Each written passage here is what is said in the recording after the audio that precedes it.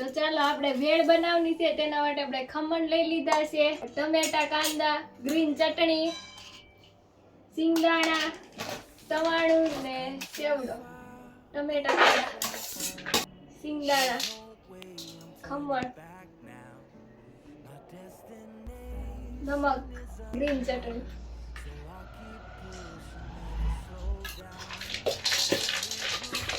સવાણું, ચેવડો, ઉપરથી આપણે લીંબુ નાખી દેવાનું છે.